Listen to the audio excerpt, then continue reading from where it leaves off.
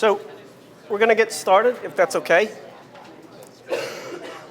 My name is TJ Recupero. I have the honor of being the chairman of the High School Building Committee. Thank you all for taking a Saturday morning out to hear this presentation. We have a number of people to speak and run through the presentation Run through the presentation that we've probably done 50 or more times by now. So if you've seen it, it may be repetitive, but I think some of the points are important to reinforce. So for starters, just to situate you with the parties that are involved, as I said, I work with the High School Building Committee, which is 11 people made up from people who work in the school district offices, high school, and in the town generally, as well as community members at large. The building committee has been voted to be expanded by 2 members, and that will be expanded, I think, probably in the next month or so. I won't run through the list of people, but they're all well qualified. They've all had experience in this over the last 2 years with this project, and many of them with other projects as well. We work with Compass Project Management. That was our first task as the committee, was to appoint an owner's project manager, which would marshal this project through this process, this MSBA, the feasibility study process, and then now on to approval through the MSBA Board of Directors, and then on through to construction. After Compass Project Management, the Designer Selection Panel of MSBA and the High School Building Committee combined to choose DRA as our architectural firm, which you'll see their plans tonight if you haven't already, and you'll hear from Carl Franceschi. And also Tim Bonfatti and Dom Taberi are both here from Compass Project Management. This project actually started well before the committee was appointed, started as far back as 2010, when there was, well, before that actually, there was some talk about how do we get a new high school, and Dick Fitzgerald was intimately involved in those discussions back then. The superintendent decided that she should put together an ad hoc committee to figure out how we can qualify for MSBA funds or how we can qualify to build a new high school. So that led to a facilities master plan that identified all of the buildings in town, not just the school buildings, but all of the buildings in town, and led particularly to the high school, an inventory of everything that it would take to bring the high school current. That was finished in 2002. Followed by that, town meeting voted to appropriate $1 million to enter into the feasibility study, to fund the year-long feasibility study of the MSBA grant process. And after that, we were in July 2014 invited into the MSBA grant process, and we were off. In January, we appointed our owner's project manager. I think in March, we appointed the architect and spent the year weeding through all sorts of, you'll hear about this in a few minutes, all sorts of options till we wintered it down to one final selection. This is a process that's driven by the educational component, the educational plan, which actually had to be submitted to MSBA and approved. And I told this on town meeting floor, and I can't tell this enough, is that I had the occasion to speak with someone who was very high up at MSBA who told me that our educational program, drafted by Julie Miller, her staff, Superintendent Rizzi, was the best he'd ever seen. That some school districts will mail in a few pages, 4 or 5 pages, 8 pages, and in the end, they get criticized and they come to a final product. Ours was accepted with a number of comments, but it was 50 pages, well beyond what I think I anticipated. Of course, I had never seen one before, but I was very well impressed. And it's an educational program that you'll hear about in a minute, but it's designed to bring our education in the town of Stoughton, in the high school particularly, into the 21st century. From there, everything was driven by the educational plan, and that led to the options and what we would consider for the options, and on down to the criteria that we would set for both the parcel and the building, and everything was narrowed down in as objective a process as you can imagine, until we finally reached the final selection in November of 2015. submitted in December to MSBA. And at that, I'm not going to waste much time in leading into Julie Miller, the principal of Stoughton High School, to tell you all about the education program.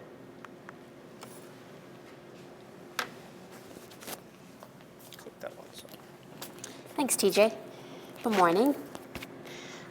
So as TJ spoke about the educational program, or mentioned it to you, I want to tell you a little bit about the highlights of that program. I'm not going to go through all 50 pages as he mentioned, but give you a couple of highlights.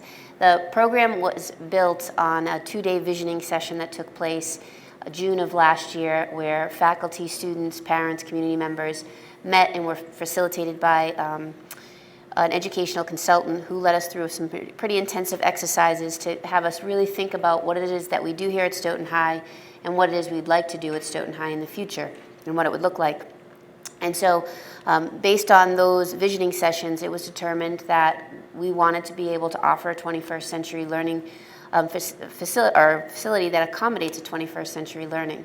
So creativity, flexibility, we wanted spaces to be adjacent to each other that should be adjacent to each other. We wanted our media center to be in the center of the building and be the heart of the building and drive all of our educational programming. We wanted flexible spaces, not just in the classrooms themselves with movable furniture, but the structure of the building to be flexible to accommodate a couple of different models. Currently, we departmentalize in the building, so that the building is broken up by department, the English department, math department, history, etc. But we envision that in the future we might want to move into more of a STEM academy or a freshman 9th grade academy. And so we wanted a building that would be able to accommodate things of that nature. Big driving force behind the new high school building is the lack of appropriate spaces. So our science classrooms are significantly undersized, and they're also not labs. They're classrooms with sinks. And so we wanted a science facility that would really bring our students into the careers that are leading the way right now and give them the opportunity to be competitive when they leave Stoughton High. And so we wanted those spaces to accommodate our engineering program, our robotics program, and then any of the other sciences that we offer, chemistry, physics, etc. We wanted to grow our drama program. Our drama program here many, many years ago was part of our educational program during the school day and then was cut many years ago due to budget, but it has been growing and flourishing. And right now we have an after-school club that is 100 plus students who would really like the opportunity to study some of those skills during the school day, and we find value with that in providing a well-rounded education to our students.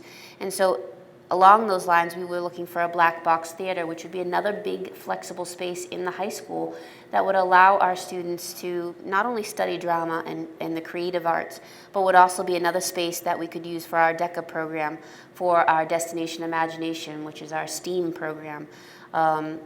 Or it could be for large group instruction or faculty meetings or the football team or whatever the case may be. It is a flexible space that could accommodate lots of different kinds of presentations, but would also allow us to grow our drama program. We're also looking for a performing arts center. We have a phenomenal music program here at Stoughton High School, and our auditorium just doesn't really cut it and doesn't do it justice for our kids and the amazing work that they do in the performing arts. So we wanted to make sure our auditorium would accommodate those kinds of skills and presentations as well. And then, of course, we have some special ed programs that we want to allow to grow and bring back some of our students that we currently service outside of the district. And so we are looking for some spaces that would allow us to offer a transitional program here for our 18 to 22-year-olds who could come back here and learn some of those life skills and be educated with their peers. We also have some sub-separate programming like emotional support program and our autism program. We need spaces that are appropriate for them and located in vicinity to certain parts of the building, close to the office, close to the nurse, etc., so that we can really educate those students and support them through their education.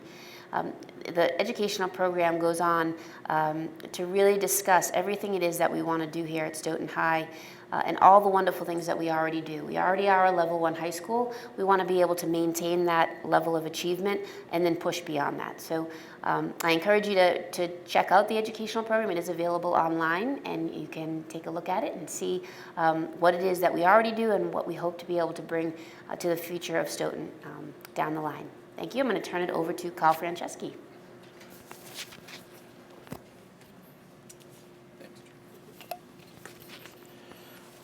Thanks, Julie. I think there was one more. From that educational plan, as the slide indicated, that really drove the process downstream from that. And you should understand it was done before we even knew whether the project was going to be a renovation addition or a new school. The education plan is done first. And then to generate options and be able to evaluate them objectively, we worked together with the building committee to develop criteria, with cost being certainly an important one, but also how well the solutions satisfied that educational plan was also the most important criteria, really, in evaluating the various options. Eventually, we got down to 4 options. They were labeled with letters and numbers, B2, B3, C1A, and C2A. 2 of those were renovation addition options. 2 of those were new construction options. And then down let me use the pointer here, down the left-hand side here were some of those criteria. And then we used this color scheme of red to green, where red was the least advantageous, green the most advantageous. You can see pretty clearly that this is the option that had the most green. It was the most advantageous solution for a lot of reasons, and it's the one that we ultimately developed, the new construction option. And I'll take you through the plans just quickly, but this is an opportunity for you to ask questions as well afterwards. So this is the site plan of the proposed high school. Just to get us oriented, this is Pearl Street, this is Adams Street, right out here. So we're sitting right now in the cafeteria, which is in the existing high school is right here. So we're right about here on this plan. The existing parking lot right out this window is right here where these future tennis courts are planned. And the idea is that the new school can be laid out basically right diagonally back here where the tennis courts are, where the track and soccer field are, that the new school can be built while this existing school stays in operation to the greatest extent possible. And I think we have a plan that does that, in that the existing school, the existing parking off Pearl Street, the existing parking right out here off Adams Street, all of that can remain basically as is during the entire construction period. And the contractor's activities would be going on back here building the new school. We estimate it will take 2 school years to construct the new school. And once it's completed, then the building can be torn down and the site and parking and driveway can be finished off. But the idea is also that the outdoor accommodations will be as good or better than they are today in all respects. And the first improvement is really in the circulation. Here's the curb cut now that exists off Pearl Street. So there'll be a new driveway that comes down to this level, services parking on the front of the building. Here's the front door right here, and connects through to Adams Street. There's parking on 3 sides here, but cars, parents would queue up in the front. Buses have a dedicated lane in the back. So that's one of the first improvements, is that buses and cars are separated in the proposed plan. We've also improved the number of parking spaces, and we've cleaned up the parking off Adams Street too. There will no longer be head-in parking off Adams Street the way there is now. That's really not the safest kind of arrangement. We're taking those spaces and bringing them on site here in striped parking spaces there, with one new curb cut here off Adams. This curb cut here is actually very close to the one that exists out here today to access the lot. So we'll improve the number and arrangement of parking spaces and circulation. And then for the athletic facilities, there will be a new 6-lane track with a grass soccer field inside of that. There'll be a new synthetic turf football and multi-purpose field here with bleachers on either side, and there'll be 5 new tennis courts, an improvement over what's here today. So the athletic components will be improved over what's here. And And two, to get a feel, this gives us a good feel for where the school will be. If you just look out the window, you can see how we're down below Pearl Street. This will be the level we're standing on right now, sitting on, will be basically the level of the new school. And this driveway will gradually slope down to that level. And the football field will also be at that level. And so we'll have this sort of grass embankment that exists today continue on along Pearl Street here. And the football field will be in sort of a natural bowl there with the bleachers on the hillside. One other point, the middle school is right here. We're retaining this lot off Cushing Street and actually expanding it as part of this driveway that comes through in the bus lane. So the buses will still be able to serve both the high school and middle school, actually much more conveniently than they do now. But also for events, we'll be able to utilize not only all this parking around the high school, but we'll also be able to utilize the existing middle school parking now, because the school is much closer to that, and it's sort of a reasonable walking distance to serve an event in the gym or the auditorium. So again, the building is a compact footprint with the public sort of large spaces to the south side here, the bottom of the plan, and the classrooms arranged around this small courtyard to the north with a front door and a back door here. And as I go to the plans then, you can see that same arrangement. So here's the front door, the main entrance, here's the bus entrance, the so-called back door. They're connected by a linear lobby inside the building. Everything that shows up in the tan color here is basically hallways or circulation space. So you can see how the building lays out. Here are the larger spaces of the gym and locker room, auditorium and performing arts wing. The main entrance is immediately adjacent to the administration area for security and for welcoming. And then in the center of the building, as was mentioned in the education plan, we have a student commons, which is more than just a cafeteria. It certainly functions as a cafeteria, but it also is a multi-purpose space that you can see is immediately adjacent to this entrance lobby and really serves as a sort of pre-function space to events in the gym or the auditorium. And it's in the center of the school here. This is the kitchen here. And then you can see the classroom wing is laid out kind of in this rectangular space around the courtyard. All of these purple and blue spaces here are classrooms, the sort of academic side of the building. As we go upstairs, the pattern repeats for the academic wing. Now you can see on the lower part of the plan, the gymnasium, which is above the locker rooms, the upper part of the auditorium, the stage, the art rooms here. Again, the upper part of the lobby, which we call the commons. And here in the heart of the building is that the new library media center, which we've labeled the learning commons, because it is sort of a transition more into the 21st century than traditional high school libraries are. It can be closed off, but it's sort of also in the heart of the school, easily accessed from the classrooms as well as from the public side here. There's an upper lobby that serves the gym and the upper part of the auditorium. The classrooms are organized very much like the educational plan suggested. So unlike this current school, which has long hallways and classrooms on either side, this school, the classrooms are organized in clusters around an open space, adjacent to boys and girls rooms, teachers' rooms, small group rooms, special ed spaces, and science labs. So as Julie said, this, when the school opens, this could be an English department, and with a department office here. But in the future, this could become a 9th grade academy, and you'd have some administrative space. You'd have science labs immediately adjacent to that cluster of classrooms. So that's part of the flexibility that's built into the plan. And then the third floor, there are 3 stories to the classroom portion. Repeats again that same pattern, and you can see on this side of the building, these are the tall 2-story spaces over here. And then we have a few 3-dimensional views to help you visualize what the new school will look like.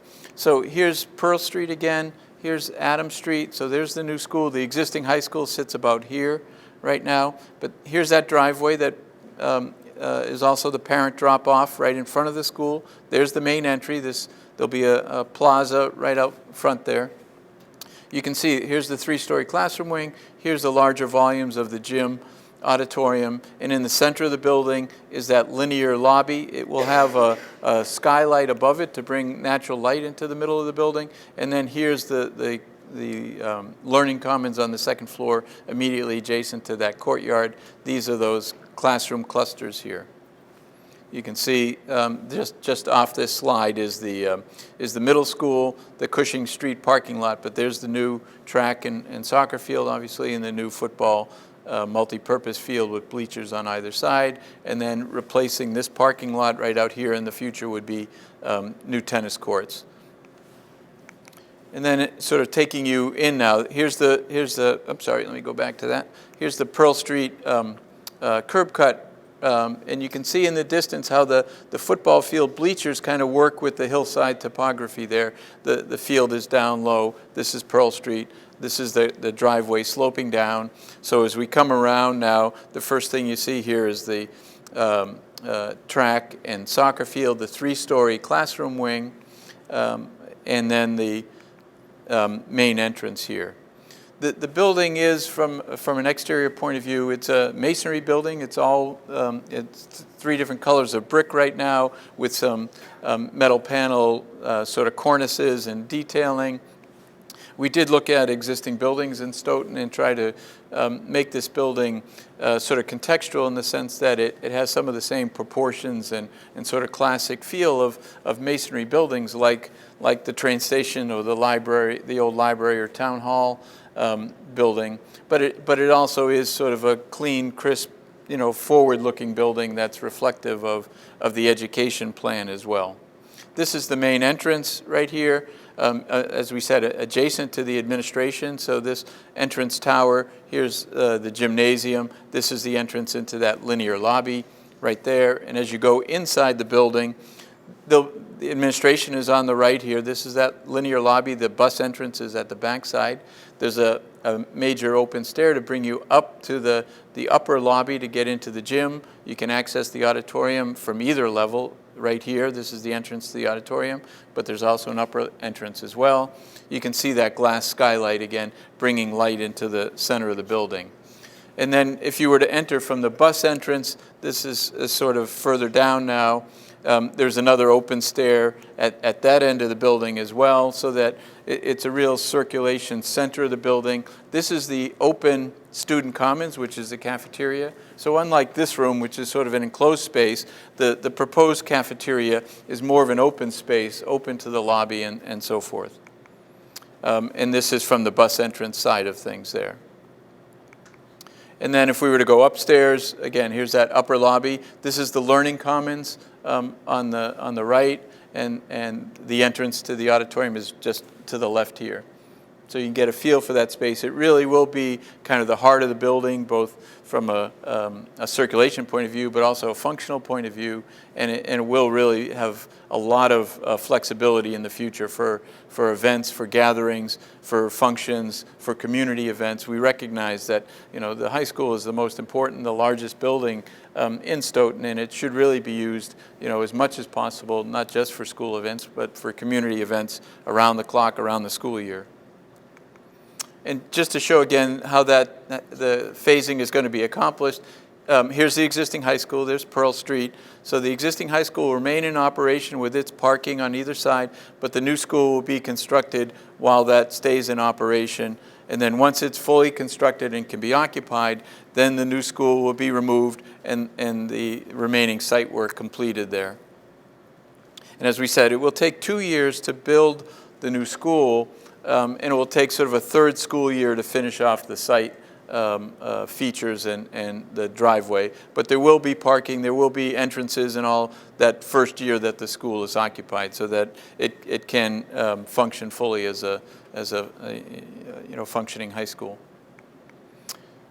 So to talk about the budget, I don't know, TJ, where'd you go? Oh, Rick is here. Good. Thanks, Rick. So we have a finance committee member, a former finance committee member on the building committee as well, who can take us through that calculations there to advance it. Use that, Great. Rick. Okay. Thanks, Carl. Good morning. So now we get to talk about the money. How much does it cost? What the impact to the taxpayers are in town, et cetera. So let's just walk through the higher level numbers. The feasibility phase, which I think started 3 years ago, town meeting approved $1 million to start this project so that we could hire an owner's project manager, hire an architect firm, start building all the pieces that would be needed to present this project to the Mass School Building Authority and seek approval for the project and, of course, reimbursement from them or having them partner with us financially, as they do have a program for this. So the administration, design, and project management piece of the project is going to cost roughly $13.5 million. The constructions itself, including central office, about $100 million. There's miscellaneous costs, and again, that would be utilities and testing and moving and things of that nature, about $350,000. FF&E, so furniture, fixtures, equipment, or furniture, equipment, and technology, about $2.750 million. And then there's $5 million in contingencies. The Mass School Building Authority requires you to make sure that you've got layers of contingencies throughout the project so that if there are unforeseen circumstances or escalations of costs or overruns, that they're compensated for here. The total project budget is $123,450,688. The School Building Committee was committed to making sure that that was the number and that we wouldn't exceed that. So that's where we are right now.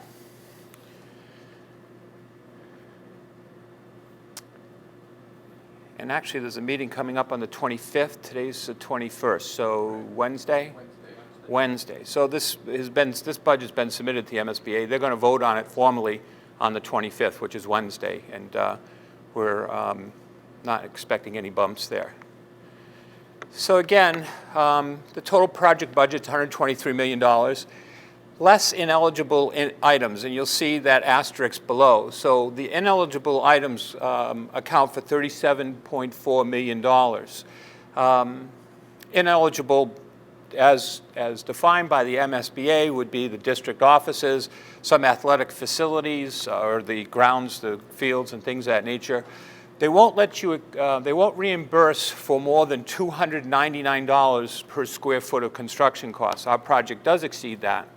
The MSBA does recognize that the $299 is a non-substantive number, I guess that's what I'll say. There's no school that's being built today for $299 a square foot.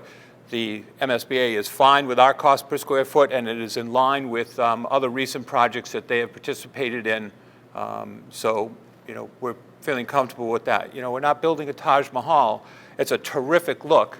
We're getting everything in it that we need in terms of basics to support the education plan, but it is not got marble and pearl gateways. So the FF&E costs can't exceed they won't reimburse for more than $2,400 a student. Legal fees, moving costs, and costs associated with central offices, as I mentioned, are not reimbursable. So it takes us down to line 3, the maximum basis of the grant. So the grant, so it's the base cost from which they would calculate their contribution. So the net cost is $86,139,971. So right now, the estimated maximum facilities grant is projected at 60.67%, or $52,252,507. This would be the MSBA's portion that they're partnering with us on. The town end of the rest of that would be $71,288,181. Now, those two numbers, these two numbers add up to this number here, the 123. Some folks sometimes are thinking that it should be the difference between these two. It's not. So the 52 million and the 71 million equal the 123. And so the town is looking to finance the $71 million with the townwide budget vote that's coming up on June 7th. That town meeting just overwhelmingly passed this past week, week before last. So what is the impact to homeowners and residents in town? So a couple of things to consider. So it says the maximum impact is based on a 20-year bond at current interest valuations of $1.26 per $1,000 of valuation on your home. So here's 3 average home calculations. The average home price of $200,000, average home value. The maximum yearly tax would be $252 or $63 a quarter. On a $300,000 home, that's a $378 yearly impact at $95 per quarter. And this is all in the brochure, by the way, if you want to grab one on the tables. And then an average of a home costing $400,000, an average impact would be about $504 or $126. So the things to keep in mind are, we calculated all of this based on the most conservative measures we could come up with. So we said it's based on financing of 20 years at financing rate of 3.5%. Well, actually, today we borrow at 2.7%. We also based it on no growth, no additional growth. So if there was another IKEA or more buildings and housing and other developments in towns, that wasn't measured into the calculation. How that affects it is, the 2.5 override is based on the total value of the property in town, billions of dollars. Well, if you add to that worth, because you're building new construction and now you've got more taxable revenue coming in, you can still only tax at a maximum of 2.5%. So if the values are going up, then the tax rate will go down. The 71 million that we're looking for here is over and above the 2.5%. It's a limited window that it can only be in place for 20 years. And again, as the revenues go up and we can pay that down even more quickly, our projection is that those are worst case scenarios. That in fact, we'd anticipate those impacts going down over the period of the financing. So the average home in Stoughton, down below here, is $307,000. So the impact on the average home would be $387 or $97 a quarter.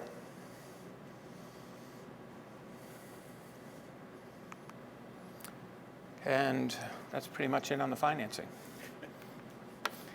And I'll turn it back over to Mr. Recupero. Thank you.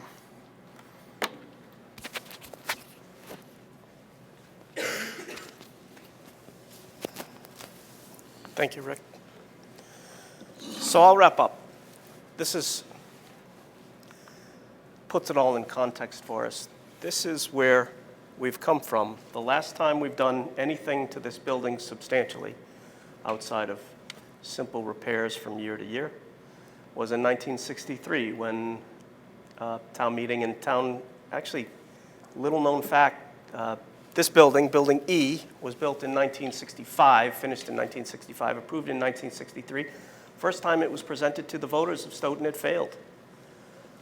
Had to come back, and it was approved on the second try, but so it's been a generation, 53 years, since we've done anything substantial to this school building. In fact, interesting thing, back in 1963, they had to put on an addition because they had to have 2 shifts of students, one in the morning, one in the afternoon, and that was actually the cure-all for it.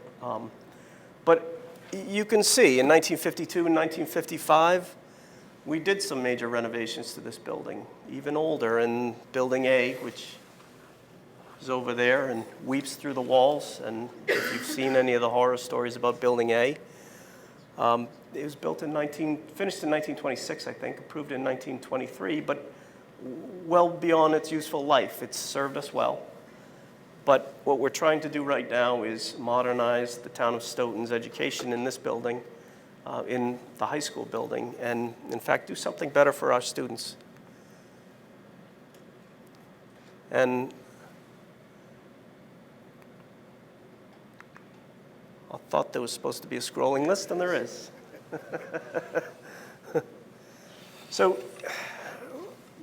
we, the building committee, certainly think this is the right school for Stoughton, and 149 voters of town meeting agreed with us. Several reasons. Point by point, we've tried to be open and transparent throughout this process. This is about the 6th of one of these that we have, 4th or 5th or 6th, somewhere around there. We've also been on cable television half a dozen times.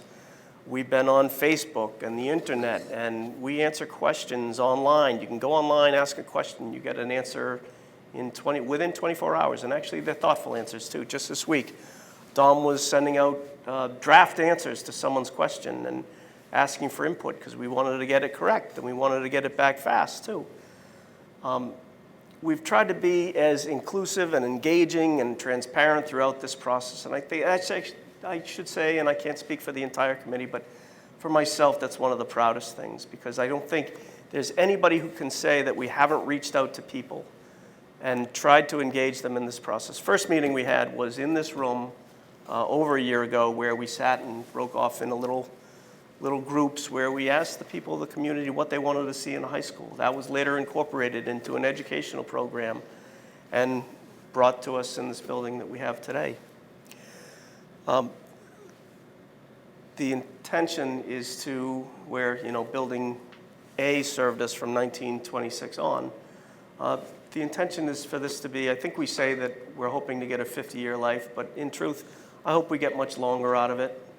But 50 years out of a new high school would be a good value for our money, and in fact, that was our goal. It was to build a high school that will take us through the better part of the 21st century. The other thing to point out is that we can do this now because we entered into this MSBA grant program process. And in fact, they take a penny out of the 6.25 sales tax and fund the MSBA. MSBA pays for school projects like ours, and they pay for repair programs also. It's actually quite a wonderful process. But they make you vet everything down. They make you submit things to them. They make you prove that that's the best high school for Stoughton, and that wouldn't be something else like an addition or renovation project. They make you prove that all out, that this would be the best location for Stoughton High School. We had to go through all that analysis, and in the end, we qualified. There'll be a vote next week where the MSBA Board of Directors will vote finally whether we're approved, but the MSBA staff has said that they're going to recommend approval, and we really don't see anything that would change in the next few days. But we're going to get from MSBA $52.25 million. Our contribution will be $71.3, which is substantial, and nobody minimizes that. But the other thing to keep in mind is that we can borrow now cheaper than we could ever borrow before.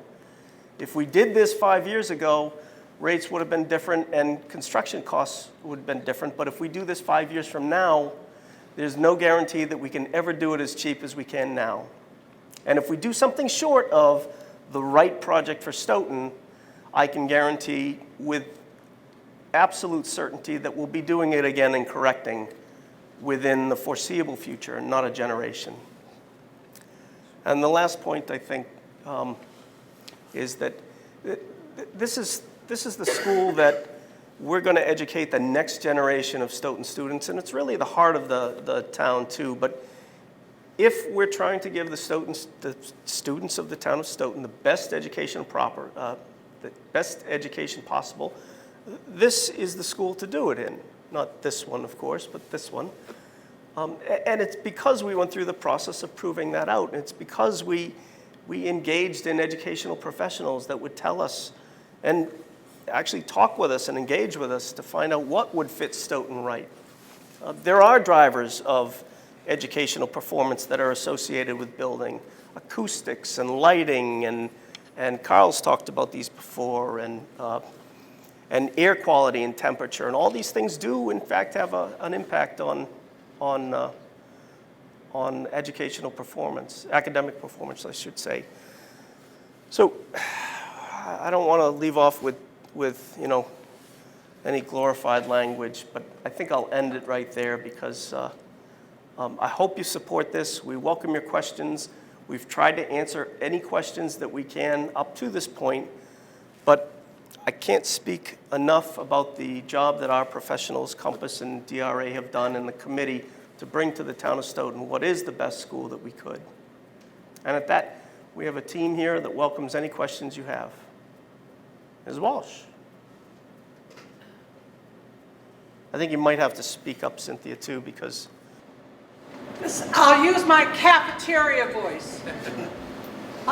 Cynthia Walsh, 1096 Park Street. I did graduate from Stoughton High School. And I haven't seen yet anywhere the actual ballot question. Do you have a copy of that? I can show you one on my, I have one on my phone.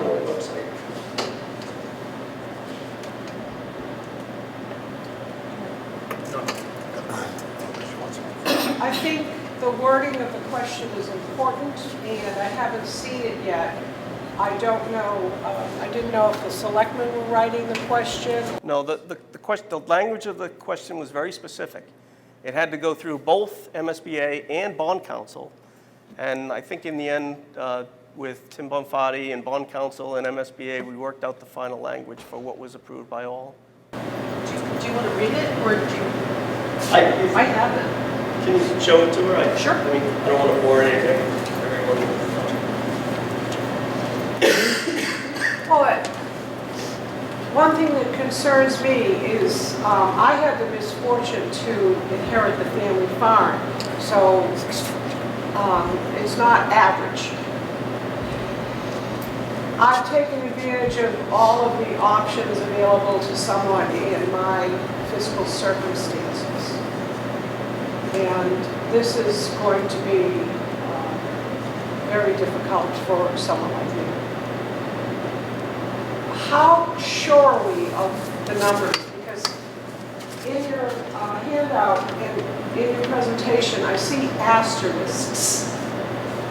Is there a possibility that it could be more than what you're estimating, or is that the highest you're estimating? No, we're sure about that, and I'm going to let Tim Bonfatti explain. So the numbers that are generated came, this is a process done on all the school projects in the state, and generally it's good practice for any project. I don't have to pay for those, I'm just paying for this one. Right, so basically the number is all inclusive, so it's all the costs that possibly would come up around the project, fields, all of what Carl went through in terms of the project. It's layered with contingencies. Rick mentioned this, but not just the one you saw. Inside that construction number is an additional contingency in case we find something during the rest of the design process the next 9 months. So the number is all in. It's a very conservative number, we feel. It frankly can't be exceeded. The MSBA won't allow it. If we find a surprise that wasn't accountable, we'll have to find a way to fund it somehow through the project, through cost savings. So we're very, in our experience, certainly with Compass, we haven't had a situation where that number wasn't sufficient to complete the project. And in our high school projects, we've actually been able to come in under those numbers. In a lot of our large projects, and I remember when this part of the building was built, what happened was we had to cut things to make the project fit the price. One of the things that was cut was air conditioning. I think that's a big item for a lot of folks is if we do build a new school and it's going to last for 50 years, it needs to be air conditioned. And there's been a lot of talk about over the years, lengthening the school year. I was a teacher. I know that it can be hot in September, it can be hot in April, it can be hot and unbearable in June. So is that something is that part of that contingency fee that if things are more expensive than we thought, we can eat into that $5 million? The building is air conditioned, first of all. So yes, that's what I know the plan is. Yeah. In terms of so no, it's not going to be something that we would ever expect would be taken out of as a cost-saving measure. One of the things that I think it's good to point out, because I know there's been concern raised in the town about how do we assure the quality of this project? And I know there's been projects that maybe people haven't been as happy in town about the quality. So, you know, over the last, particularly the last 10 years, but even 15 years ago, there have been a number of things that have made projects in general around public and public construction projects of a higher quality than in the past. And a couple of them, one is the requirement to hire a professional project management firm. That was made about 10 years ago, that requirement. So all projects now have a professional owner's project management firm like us. There's a whole level of peer review and commissioning that occurs around the mechanical systems, which are tend to be the most complex systems in a building, and the ones that can become burdensome in terms of maintenance in later years. There's a whole measure of commissioning and peer review around the exterior envelope, another source of frequent issues in buildings, leakage, windows, roof problems, just in general, making sure the building's tight and energy efficient, making sure it doesn't, it uses the most energy in the most efficient way. So those things are all part of a layering of quality control that is basically developed over the last 10 years to make public construction projects. And I think, at least based on sort of the observation of most people in the industry, they are much more higher quality buildings in the last 10 years. They're being built at a higher level, and they're not having the kind of things that may have plagued buildings that were built even in the 70s and 80s around that. So I think, does that answer your question about? Yes. And my final isn't a question, it's a comment. And I know this is being taped for cable. It's vital that people vote. Don't be sitting home on June 8th going, oh, it was so close, and if I'd shown up. Whichever way you feel, you need to get out and vote. In Stoughton, habitually, it's about 13% of people vote. The other 87% are going to be paying. So if you want this to happen, you need to show up. If you don't want it to happen, you need your voice to be heard. But don't sit on the bench and then complain on June 8th about the results, whichever way you wish them to be. Yeah, and I know that you were saying June 8th, so the vote is June 7th. That's the ballot is June 7th, just to make sure people are clear on that. Any other questions? Actually, I have two. From my understanding, you show the value of properties. Is our properties going to be reevaluate again? Well, I mean, every couple, what do they go through an assessment? Every couple of years they get assessed, there's an assessment. But usually the whole tax rate changes as well around that time when you do that. So I think that Rick had made a very good comment about this is the most conservative calculation of the tax impact that we felt we could do. In other words, it's based on a borrowing rate, which if the town approves this on June 7th, I would assume the treasurer will sort of quickly look at borrowing the town share because interest rates are so attractive and most likely would go out at less than 3%. We're carrying 3.5%. If the selectmen decide to extend the borrowing period, that would reduce the tax impact. I don't, 20 years is the least time period you can borrow for, but you can borrow for longer. And that whole issue on growth, the town has traditionally over the last 10 years averaged $750,000 of new revenue every year on growth, just strictly on new development and growth. So as Rick was mentioning, I think it's the denominator of the tax base grows, obviously the tax impact will become lessened because it's spread around a bigger tax impact. That was my second question, because it's being built, so many buildings and housing, and let's say in 5 years our town's not going to be the same the way it's grown, which is good, so that time the taxes will go down. Right. Now, you said it's $1.26 per thousand? Yes. is 2.7% or 2.5%? $1.26 per thousand? I don't know, I'm not quick on that math. You mean percentage of what?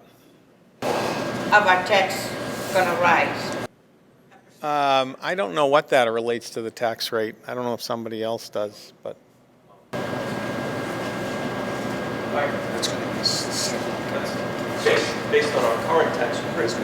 Well, $252 on a $200,000 valuation, I mean, it's like 1% of the value of the house, but I'm not sure I don't know what your current tax rate is, because there are different factors involved, so.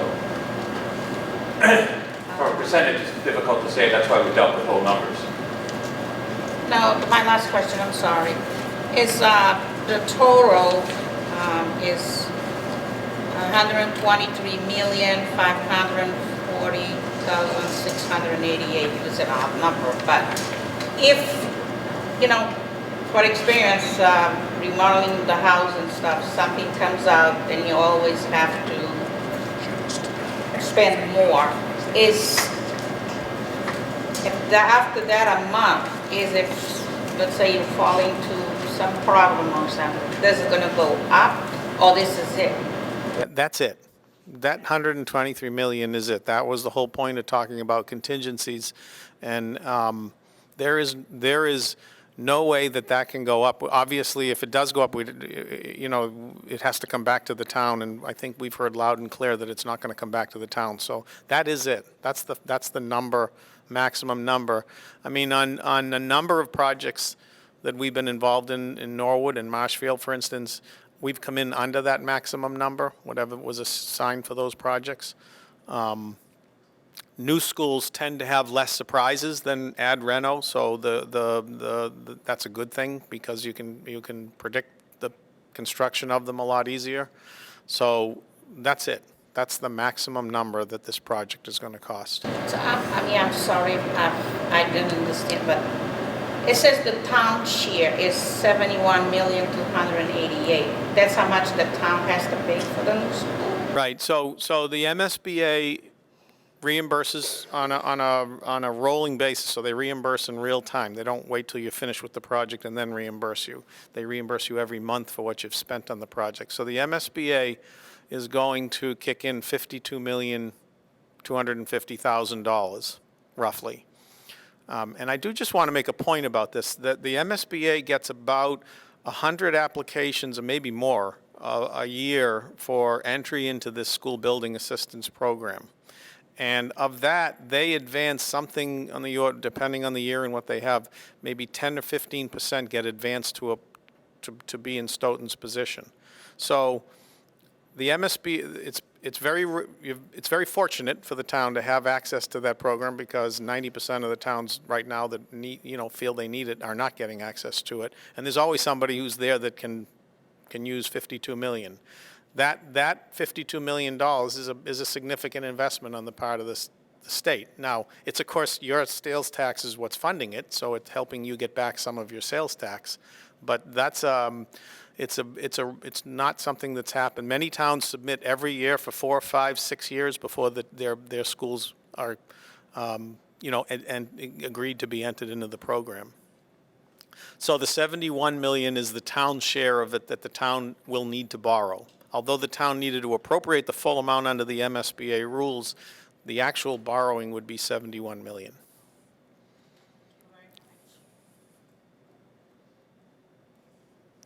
Yep.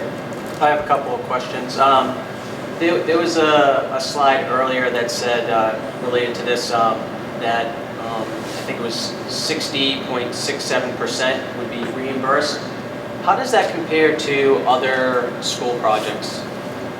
Well, the 60% of eligible cost reimbursement is made up of two parts. One is the base reimbursement that Stoughton, which is about 56%, and then there were 4.5% of incentive points that were added to that. So Stoughton qualified for incentive points for a number of reasons, one being the designed energy efficiency and greenness of the building, green construction. Another being the way the building has, Stoughton does a very good job of maintaining their buildings, even the ones that are not in that great a shape, including this high school. So we got incentive points for the way that the school department maintains its buildings. And we got an incentive point because we are using a method of construction which also relates to being able to control cost, where we're using a construction management approach that gave us a 1% incentive point. So that 60% is made up of those components. How does that compare to other districts? Obviously, that base rate is based on a lot of demographic calculations and the general wealth of the town, its property wealth as well as its income wealth. It changes every year. The Department of Revenue changes that base rate for all the towns in 365 districts in Massachusetts. I don't know where Stoughton rates. I can tell you that in Norwood and Marshfield, it's similar. Marshfield was got a little less. Norwood was about pretty similar. I think it's a good rate. I don't know. The range of those bases 30% to 80%. And I'll tell you, the 80% are Lawrence, pretty distressed places.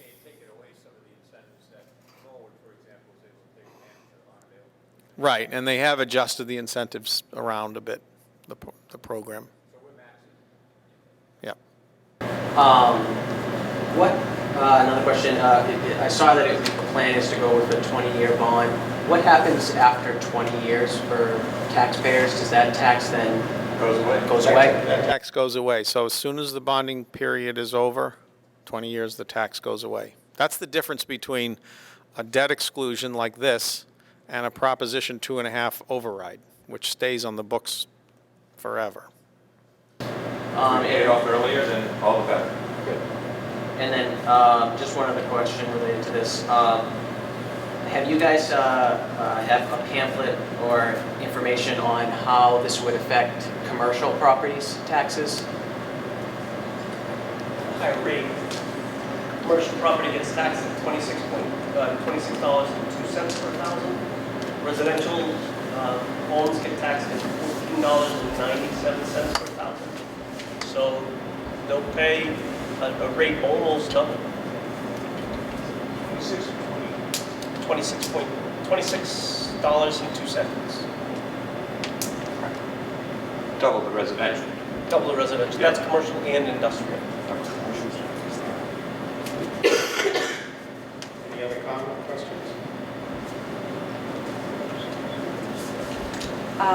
Obviously, you want people to vote yes on June 7th. What happens if it's declined, if it's rejected? What happens?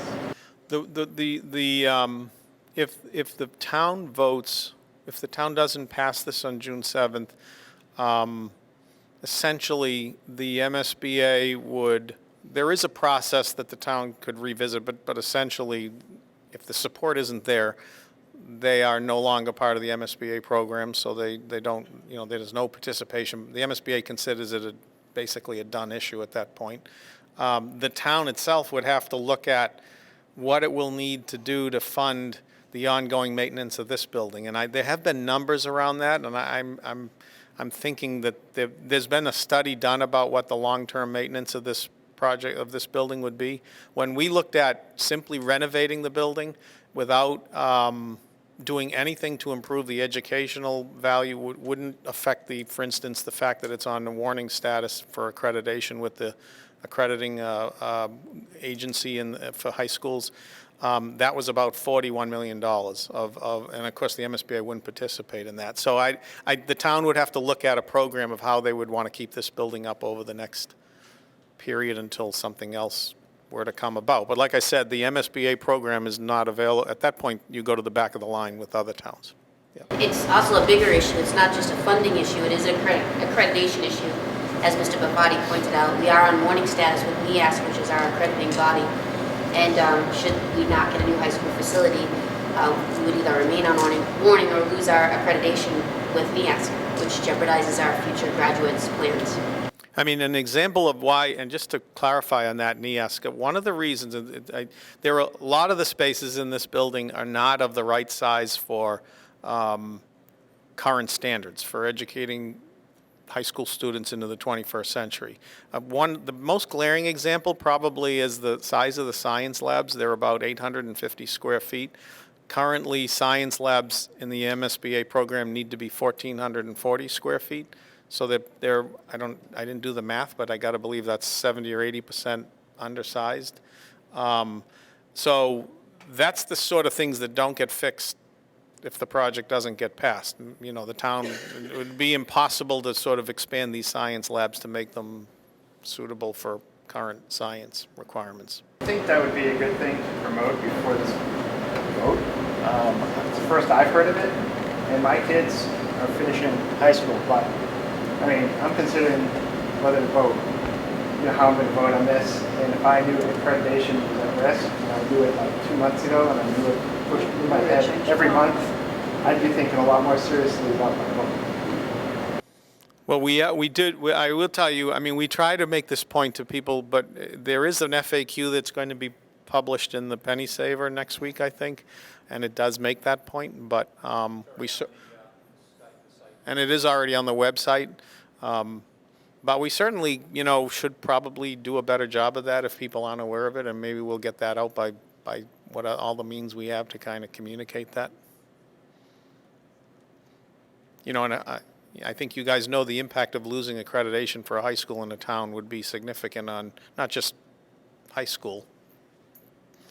I also think the important corollary to that is if we just did a base repair, it still doesn't get us out of accreditation issues. So we could spend $41 million and still have a threat to lose accreditation because of our facilities don't meet standards. That's right, Julie, right? Yes. Any other questions? Mr. Fitzgerald? Well, not a question, just a point of interest. I worked on the facilities master plan, chaired it. When we looked at the buildings, looked at all the buildings in the town to get to this point. Could you talk louder?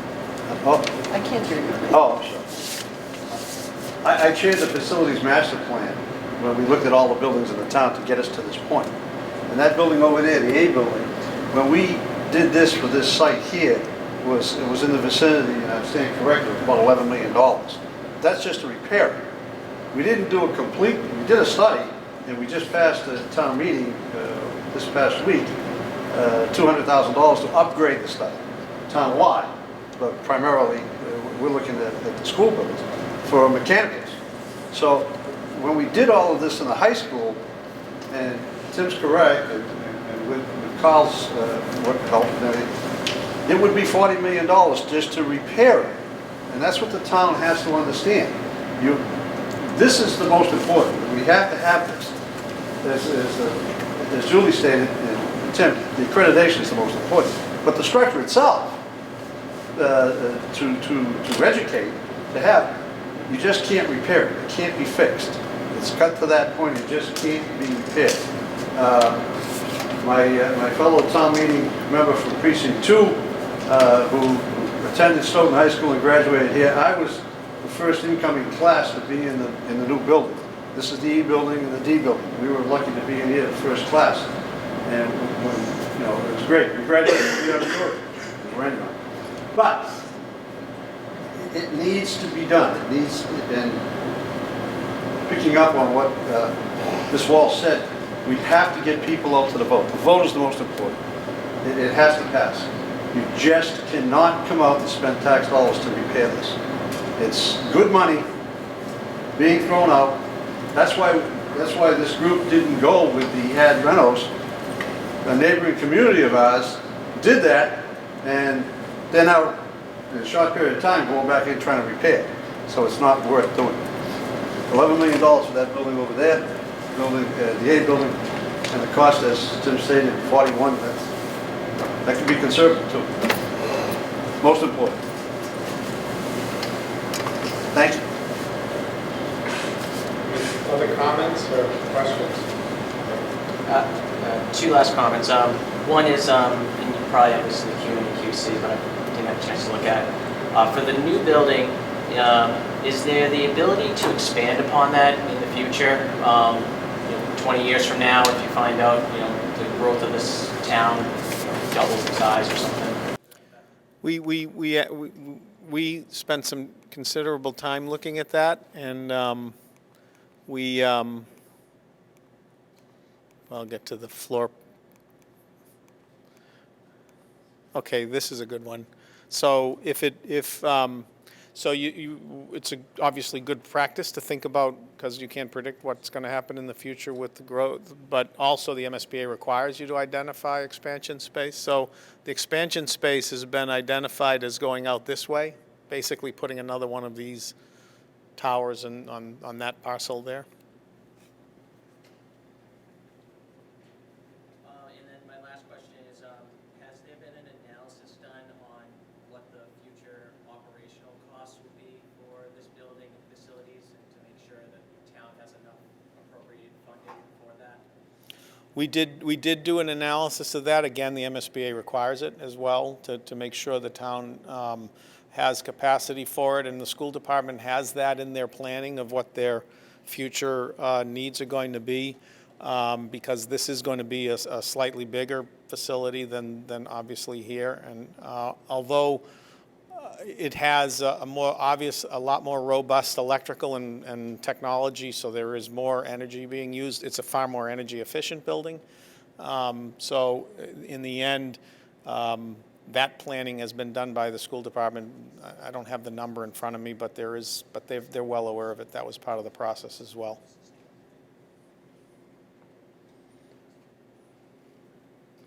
Anything else?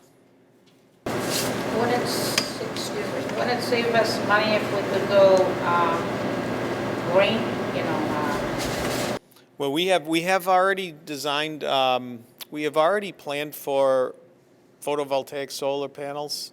They're not part of this project, but the building has been, the electric room and the sort of the infrastructure has been designed to accommodate photovoltaic panels if they were to probably be, and one of the flat roofs that faces on south would be the likely candidate.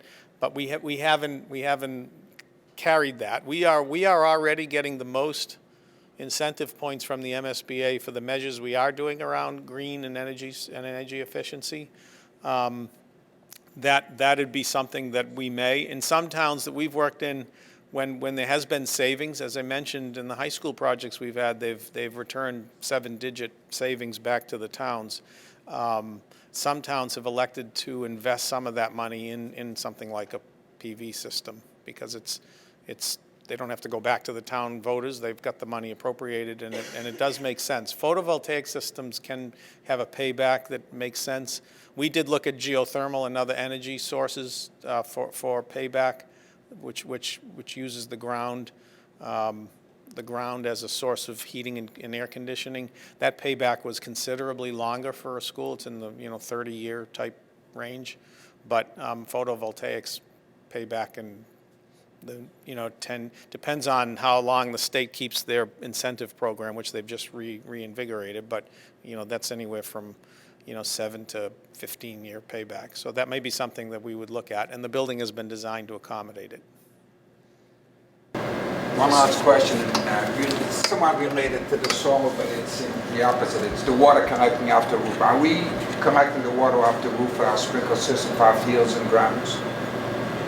We're not doing the system. We're not doing rainwater collection. We're not specifically doing that. There already are wells out here that we're going to tie into for the grass fields.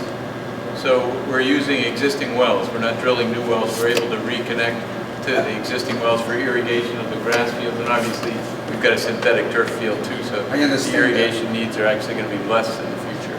That wasn't my question. I know we have the wells. Are we capable of collecting the water off the roof? Because the building this side's going to collect a lot of rainwater. It could be used for, instead of using water off the ground, it could be good for other areas in the town. Maybe not. Tremendous amount of water be collected out of this roof could go into storage facility and pumped out of there for the sprinkler system. We've looked. We have done a number of schools that do that. That's more complex than just simply collecting the water. You have to make sure that it gets segregated because it's not clean water. So there's a fairly significant investment in infrastructure. That has a payback that's kind of out there as well. That ground rainwater, Norwood has that. That payback was considerable years in the future to pay for the investment you need to do with it. So there are a lot of water conservation measures that are part of this project currently outside of that. And the water itself that we're draining, that we're generating on site, on the hard surfaces on site, are all being filtered back into the ground. So it's not being sent into and being charged as part of the sewer system. So there's no rainwater that's leaving the site, for instance. Yeah. I think I heard this in one of the recordings before, but are you still pursuing the LEED Silver for this project? Yes. So for those people who don't know, LEED Silver is the certification that the building is green and sustainable in terms of energy efficiency and conservation of natural resources. And so that is, LEED Silver is a standard that you can either be certified LEED all the way up to LEED Platinum. LEED Silver is somewhere in the middle. And that gets us our extra 2% of reimbursement. Excuse me, if the town approves, when does building gonna start? If the town approves it on June 7th at the ballot, the building we move quickly into we're only in about 10 to 20% of the design phase right now is completed. So we have to finish the design, so we'd move right quickly into design. The building would start in the spring, either late spring or early summer of next year. We would start commencing sort of getting that pad ready for the building to be built on it. And then it would be completed for occupancy in the fall of 2019. And the fields would be the fall of 2020. Yep. I was just wondering if we approached major commercial companies like IKEA for any kind of gift, monetary gift, which may be insignificant to them but significant to us, and they could promote that as something they're doing for the communities that they're. We haven't. The one thing that we did and we have talked with is there is a community preservation committee that you get an assessment on your tax bill. I think it's $32 not every quarter, annually, right? And they have funds right now. They can fund recreation as among the three things: recreation, historical preservation, and open space. And we've spoken with them sort of casually about funding some of the recreational components and cutting down the cost. Nothing formal, so I don't want to commit them, but I know it's okay to talk about it openly like this because we've gotten good feedback generally on that, but not with IKEA or anything like that. I don't think. Yeah, and the idea of getting grants of donations from big donors like that at this stage of the project doesn't help because the MSBA basically reduces their participation by the grants. So that makes a lot of sense too. Yeah. So in essence, at this stage, it doesn't help. It is something that might be beneficial as we move further down the road, but right now you wouldn't want to do that. Any other questions, comments? Thank you very much. Okay. Appreciate all your time. Thank you.